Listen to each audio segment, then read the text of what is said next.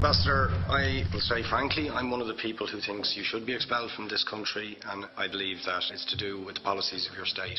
If I was Jewish and had never stepped foot in Israel, I could claim citizenship there tomorrow, but 6 million people whose origins are in what you now call Israel, who were forced out in 1947 or 48, do not have that right.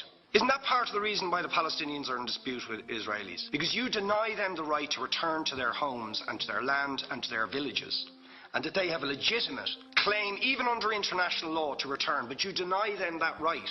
Why do you deny them that right? And why do you give that right to other people who have no connection whatsoever with the land, whether you call it Israel or whether you call it Palestine? Why do you continue to seize land, if you're serious about Oslo and the two-state solution, which under that agreement is land designated to be Palestinian land? 500,000 people, most of which has taken place since Oslo. You allow that to happen. Why do you allow it to happen? If you're serious about giving this land to the Palestinians, it's absolutely extraordinary. Are you not just taking us, Ambassador, for idiots? That you can say with a straight face, we're serious about peace, but while we're serious about peace, we're going to seize Palestinian land. And you expect the Palestinians to just sit back and do nothing about that. Now, you know what the Palestinian people have been asking for. Far less even than some people would ask for. Because I believe the whole apartheid system should be dismantled. But what they've asked for is to lift the siege of Gaza. Just to lift the siege of Gaza. Let them have an airport. Let them have